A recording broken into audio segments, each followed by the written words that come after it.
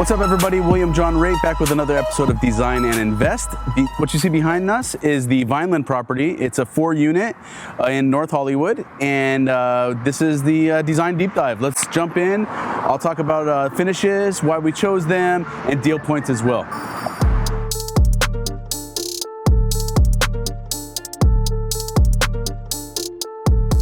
All right, guys, we are in the model unit.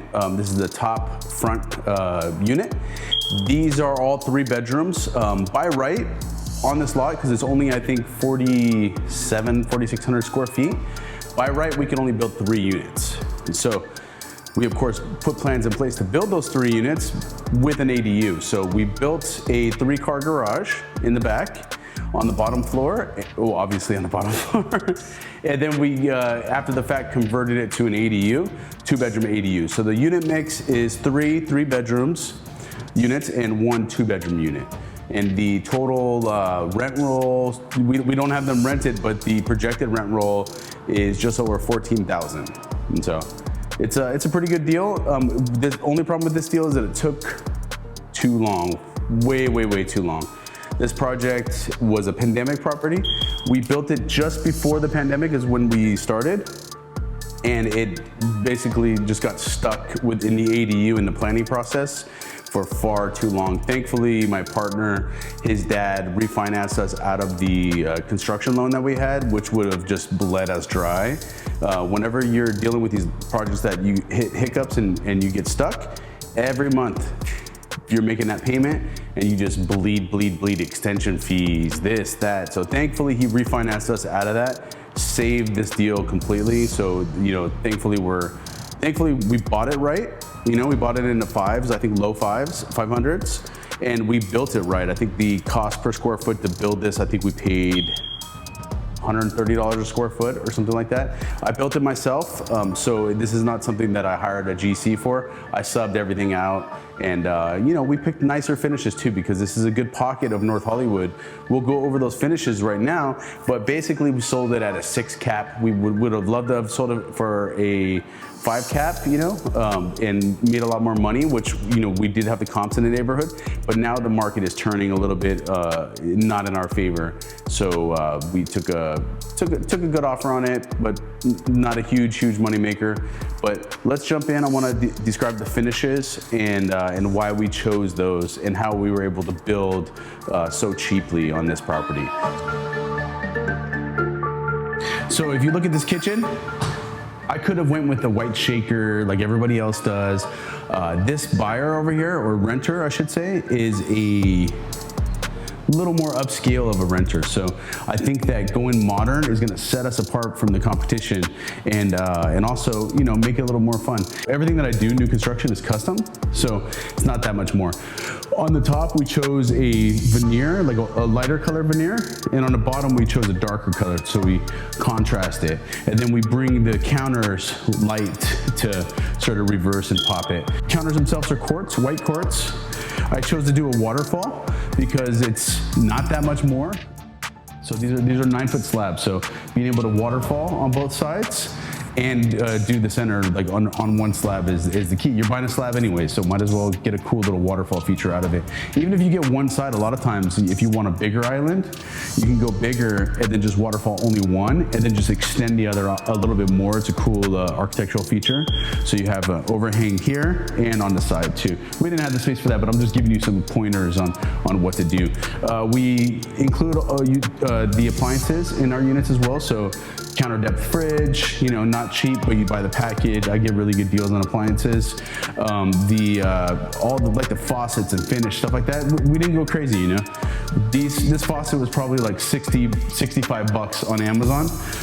The sink, maybe $200. We used vinyl flooring, which is great for rentals because if you have pets or whatever, like these are waterproof too. So if you ever have a water leak in your, you know, landlord, you want to make sure you have vinyl. We put some cool features too, you know, right here. We did a trash drawer in the island.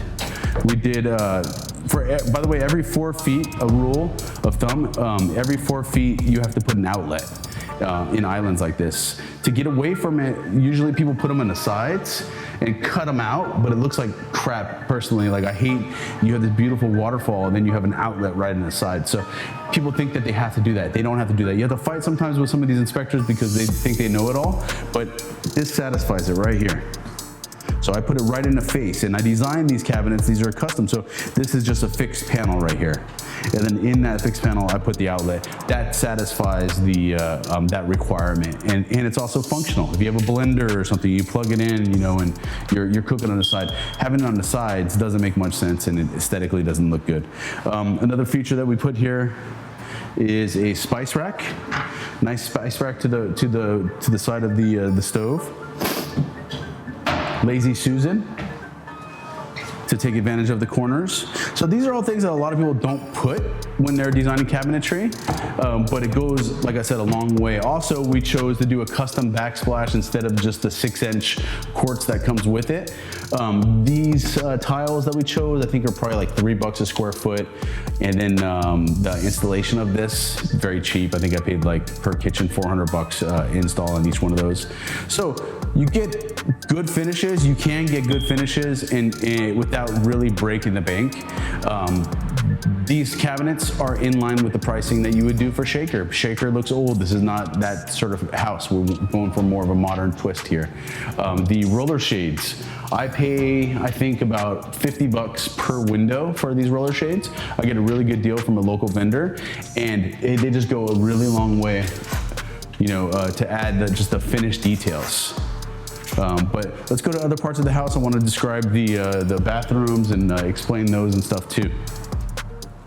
Okay, so in the bathrooms, we reversed the sort of order of the cabinets and countertops. We did light on the bottom instead of the dark on the bottom in there, and we did dark for the countertops. So this is a quartz that I really like to use.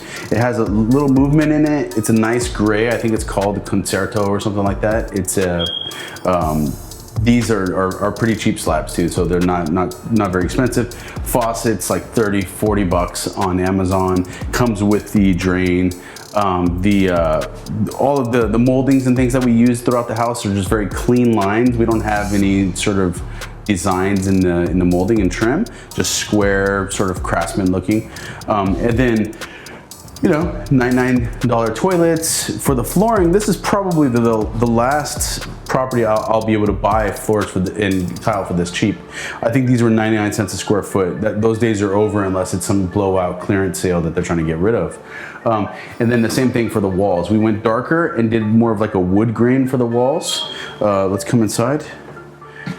You see, we used a deeper dish tub. And the reason why I use these tubs is because I like to do the Euro splash panels. This saves a lot of money. If you did a glass enclosure, a full glass enclosure is going to cost you $800 to $1,000. But these, I think I paid $300 for. It's just 2 hinges and a sheet of glass. But the reason, going back to these tubs, why I use the deep soaker ones, they're great for people. They look better, they're very kid friendly. It's nice to step into, but also it's at the appropriate height where it clears toilets. What I mean by that, you'll see in another bathroom, I'll point it out, but a lot of the bathrooms are, the tub shower combos are right next to a toilet. And so you need this to clear the top of that toilet, and lower, cheaper tubs do not do that. And that's to get in here so you can adjust this. And also if you have a kid, you can get in front. If you have a big glass enclosure, it's really hard to wash a kid in there. So you have to really think about all these things when you're designing a place. Also, you know, convenience, niches, you know. I used to just cut in niches and frame them out myself, but they sell these kits that are these little boxes, and they work perfectly because it already has the right slope. So like it's really important that water doesn't pool in here and it falls out, you know what I mean? And so these boxes that you buy, just cut the opening, pop them in, and then tile right over them. It's very, very convenient.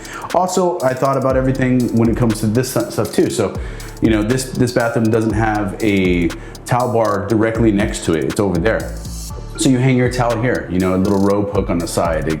Again, this here is an extra feature that I didn't have to put. The linen tower.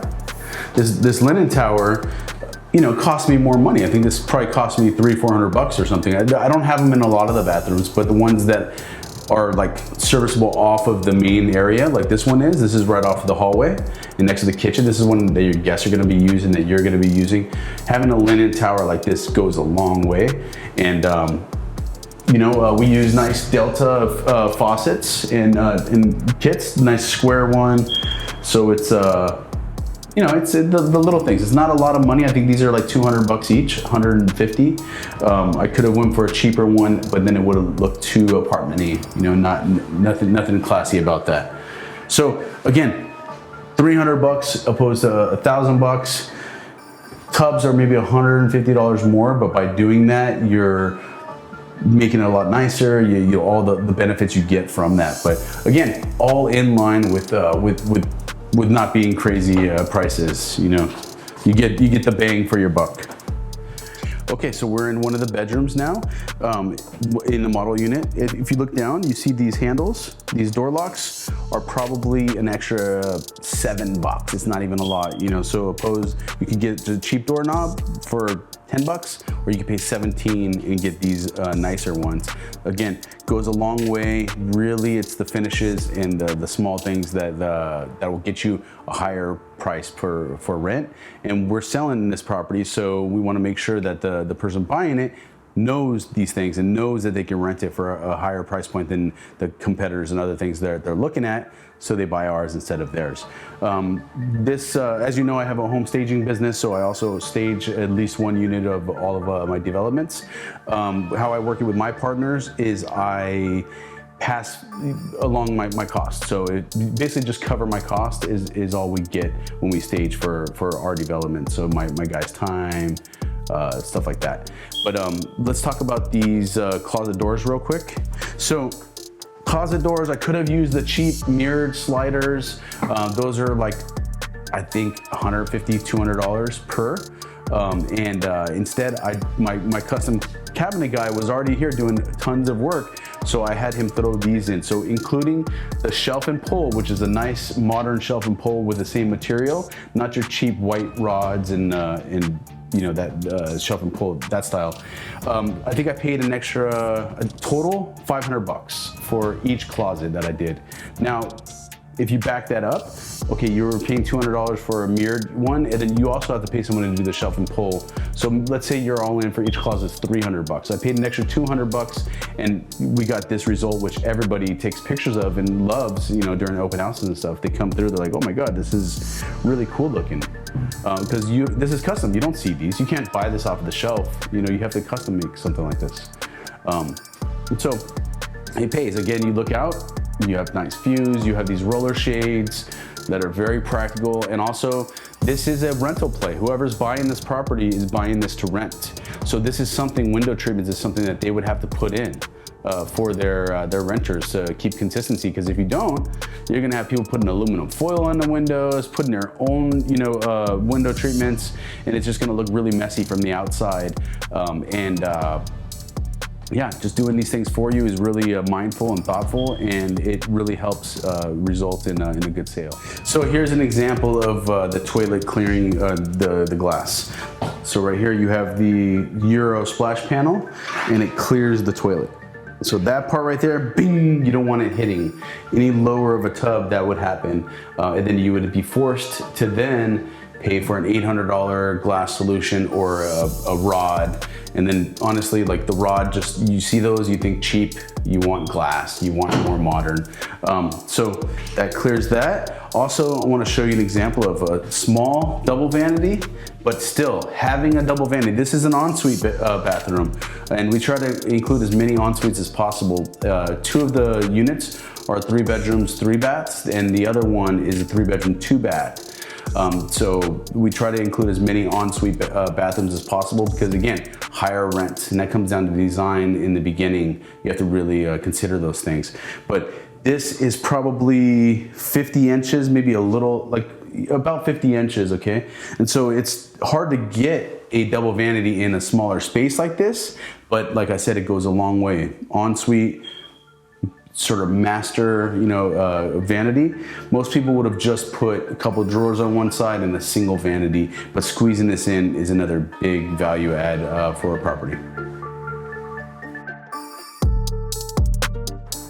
Okay, so here in the hallway, on your way to this bedroom off of the living room, is the area where we put the washer and dryer stackable unit, and we included a really nice package here for the buyer. A lot of people don't put washer and dryers in units. A lot of people don't put fridges. You're only required by law to put a stove and ventilation for that stove, and I believe a dishwasher too, because those are built in the dishwashers. But we did it because, again, anybody buying this property is buying this to rent. They're gonna have to supply this, or they're gonna have to be at the mercy of somebody bringing their old ghetto version that their mom gave them that's gonna leak and mess up other units. So controlling that and supplying that for them, again, goes a long way, has that value add. Somebody's more likely to buy my unit than somebody else's unit for these reasons. Also, renters are more likely to rent this unit than someone else's, where they have to bring their own fridge and their own washer and dryer. These are brand new, they're beautiful, and we get good deals on these. So ordering these as a bundle and package goes a tremendous value. I probably do a couple $100,000 a year in business with the appliance vendor that I use. So he hooks it up on my projects, and on other projects I get my clients good deals, but I let him make a little bit of money. These ones, I get vouchers, I get credits, he really hooks it up. Okay, if you look in the front, this front structure is a duplex. So that means there's 1 unit, 2 unit, and the way that we designed this property, because by right, like I said, we can only do 3 units on this lot. So the front is a duplex. The back is a single family home above a 3-car garage. We'll look at that one next, but let's take a quick glance in this downstairs unit so you can see the finishes carry through each unit. They're all the same. That's why it's not necessary to stage each one. And we design them in a way where it's very open floor plans, very easy to read where your furniture is going to go, which is really important. When you have compartmentalized places, or also places that are too big and open, people have a really hard time envisioning furniture. In those cases, staging is very important.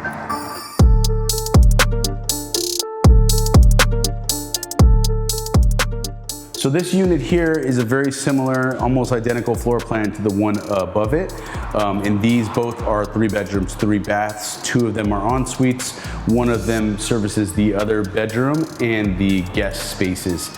This particular unit, we designed this front closet to accommodate the washer and dryer and hold that in here. But look here too. See, this is an Eco-B thermostat. These are about 99 bucks. It's an added cost, yes, but again, these are smart thermostats, and landlords can control this if they're Airbnb-ing a unit, let's say, or the tenants can control this from elsewhere. Each unit is individually metered, so this is on them, for the unit. So you want to make sure that you have control over, and you didn't leave it on. You shut it off remotely. Cool feature. This HVAC unit is inside of the closet, and the other unit upstairs is in the attic. So I want to talk about the outside finishes of the building itself, as well as choices we made for the ironwork and the gates and things like that. To satisfy the LID requirement, which is like water conservation and stuff, you have to have permeable pavers, or like what we did here was grasscrete. Grasscrete is much cheaper. Basically, it's just blocks formed of concrete with fake grass inserts in the middle. That's to let the water drain into the earth and not pool, and whatever the requirements are. But you are required to have permeable concrete, permeable pavers, or grasscrete. We chose grasscrete because it's the least expensive, and it looks cool. So like, we did a cool design, and it came out very nice. The front gate itself, we had an iron fab guy that's a friend of ours that gave us a really good deal on this, and he created the gate. The gate motors, I just had them serviced, make sure everything's good, batteries are charged, and this motor actually had to be replaced. But I use these Chinese motors. They're like 400 bucks a piece. They're so cheap. Installed, the guy that just left right now that was helping service them, replaced this motor and serviced all of them, making sure everything's good. And a whole bill was like $650, which is incredibly cheap. And so they last a long time. These motors are completely fine. There's kind of a monopoly in gate motors where people pay thousands of dollars for these things, and they don't need to. These are just as reliable. I haven't had any problems with them, and it's just another way to save money. You're building yourself. You're not hiring somebody to come in and, you know, pay 20 grand for a front gate. You know, it doesn't make any sense. We chose, if you look here, for the perimeters of the property, we chose to use corrugated metal. It's a cool look. We topped it with wood, so it's rustic. It has a very industrial vibe to it.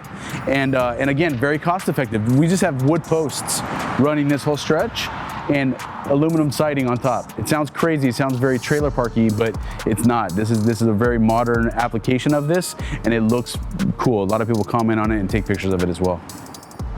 If you look across the street, there's another developer building a very similar 4-unit project. That lot is a little bigger than ours, so he's able to do 4 by right there. So duplex. I spoke with them. They're actually maximizing and doing 4 bedrooms each unit. We couldn't do that here because the lot's just too small. This is under 5,000 square foot, but this area is zoned RD 1.5, which basically means for every 1,500 square foot of lot size, you can build 1 unit. You get a little density bonus for being off an alley. I believe the width of it, I think you pick up an extra like 300 to 500 square feet of lot size by being back to an alley because it helps you with parking, setbacks, and things like that. I did a project probably 6 years ago right across the street. A block in, I did one. A block in that way, I did another one. That was a duplex. This was 4 units. This is 3 units. And this area, I do a lot. And as you see, so do a lot of other people. So during construction, you want to have eyes on the site. This site was broken into twice. So we installed these cameras. These cameras, by the way, technology has finally arrived, guys, where something like this is available to the market and it won't break the bank. These are solar powered. It's T-Mobile enabled or whatever, so you could hook these up to Wi-Fi, or you could hook them up to the data plan. I pay $10 a month per camera for the data plan. The cameras themselves, I think, are $200. But these have eyes. Anytime a motion is picked up, I'm actually getting a bunch of text messages right now because motion is picked up. It texts me saying there's been motion. But I got eyes on these 2 doors right back here.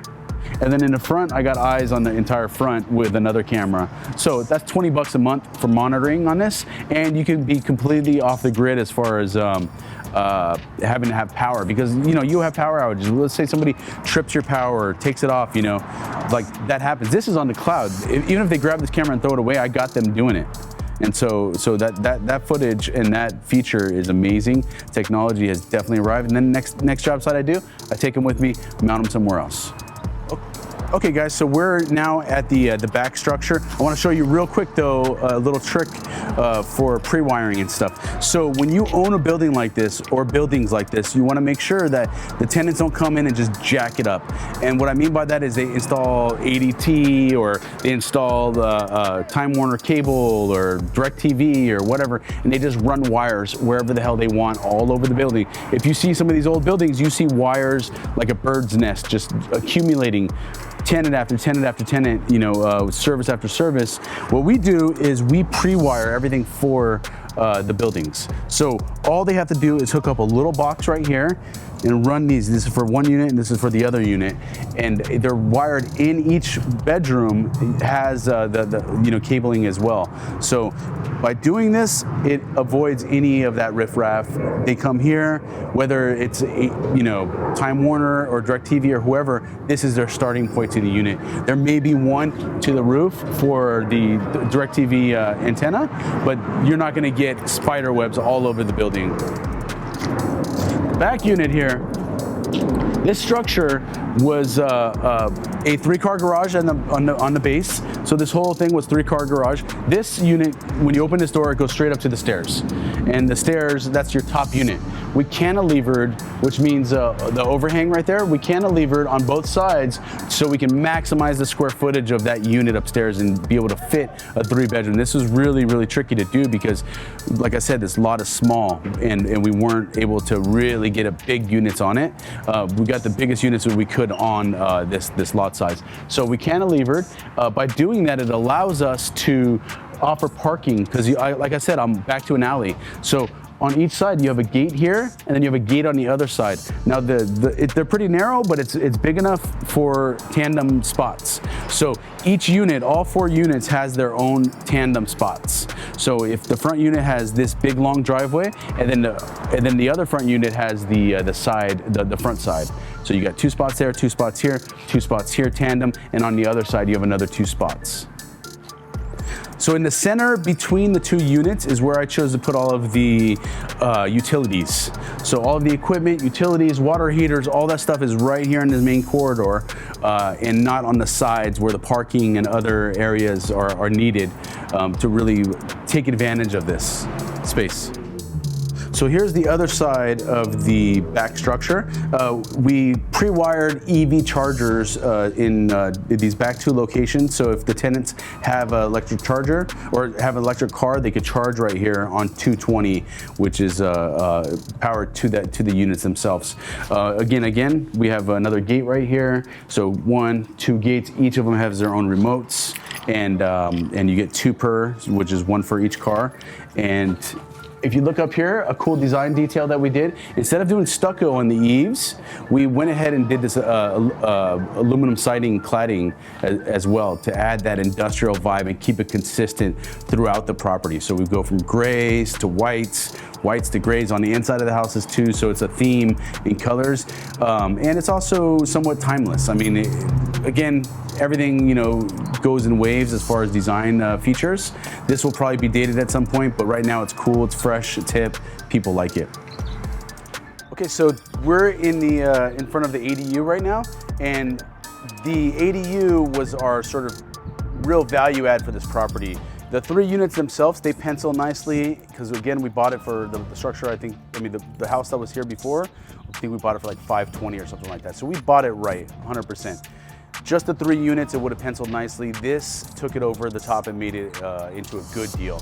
The ability to do this. So at the beginning of this project is also the beginning of when ADUs started to really explode here in LA. The city planners were trying to figure them out. They weren't 100% sure on how the process worked. This is the reason why this project took as long as it did. The inspector that we had on this property, when he was inspecting our 3 units, and the rule used to be during construction, you have to get C of O, which is Certificate of Occupancy, on the 3 units before you can build the ADU, proceed and build the ADU. The problem with the inspector that we had here, he said, oh, you're working on it, the plans for the ADU, go ahead and build it. You know, I'll just inspect them at the same time, save you guys time, money, whatever. And we're like, oh, that sounds good. So we showed him the plans and showed him what we were gonna build, and he was inspecting this unit the same time he was inspecting the other 2 units. We didn't have a permit card or approved plans or anything on it yet. So we didn't know, or we were sort of oblivious to the fact that we were gonna get in trouble on this and that it was gonna take so long. The inspector was way too willy-nilly and got us into trouble with this one because he ended up getting fired or leaving the city, but we didn't have any permit cards or inspection cards or whatever for this unit because we didn't have the plans approved and in hand yet because we were building the other 3 units.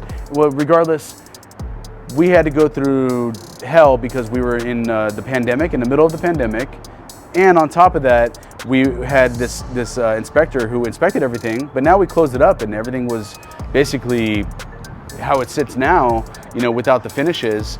And the inspector said, nope, you got to tear this all out and turn it back into a garage, get C of O on the 3 units before we can move to this next step. And so we had to go through tons of political problems and trouble, and just took time. And then the pandemic hit and more time. And so this project could have been in and out in just the construction in a year or less, probably closer to a year. And instead it took 3.5, 4 years, which is just a nightmare, but thankfully, like I said, our partner, his dad refinanced us out of that construction loan, so we weren't just bleeding and bleeding and bleeding. Even though we're bleeding with him a little bit, it would have been a lot worse, the alternative. Let's go inside real quick and I'll show you how we converted a 3-car garage to a 2-bedroom, 2-bath. Okay, so as you walk in, this area here is underneath the staircase for the upper unit. We converted this into a shower, a 3-quarter bath. So a small vanity, toilet, and a shower. The shower is nice, but it goes at an angle, so it's kind of funky. Check it out though, it's a great use of space. Over here, you first come into the living room area. There's some scuffs here that we need to touch up, but this is the living room area. It's not big, but it's very functional. We also had room for a side-by-side washer dryer unit. We didn't supply it for the ADU. We just supplied the bare minimum for this unit. This is a lower price point rental. So in a situation like this, it's probably okay to just leave that off. Also, as the end of the project, we didn't want to spend any more money. We did put window treatments, just the horizontal blinds and central AC, you know, and then we still carried through the finish with the Ecobee. In the kitchen, small, but we wanted to make it hip and functional. We chose to use butcher block counters, stained dark, like an almond color, walnut color. Nice full-size appliances for the stove. Then we used an 18-inch dishwasher. We were able to sneak it in there. We barely were able to get it, but it does work, it's functional. And then again, we carried through the same finishes, faucets and the backsplash. We did a 6-inch version of the backsplash we have in the front houses. We chose white shaker for this unit. Again, lower price point rental, completely acceptable. Having this unit having that extra bathroom was key. Sneaking in the front was a real value add. So that way, when you have renters in here, each of them has their own bathroom, and one of them is an ensuite. I'll show you that one now. Okay, so this is the master bedroom in the ADU. It is actually a good size room itself, and we carried the same finishes in here. We chose a cool sort of pebble-like flooring for the shower. All the other bathrooms are tub shower combos, so we didn't have to do shower flooring like this in the other ones. But this bathroom, again, small but very functional, and just having it be a 2-2 is a big plus for this unit.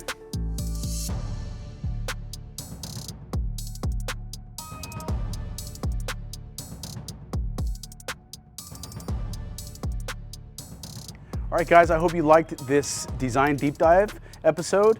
And, you know, I'm gonna have a little bit of separation anxiety with this property because I did have pour my heart and soul into these jobs. But again, money's a little better, so I'll be thankful to get that in the bank. But you know, please like us, subscribe us if you haven't already. Check out our other videos and stay tuned, because after I talk right now, you'll see the property in its entirety, a little closeout video. And guys, remember, design, invest, and repeat.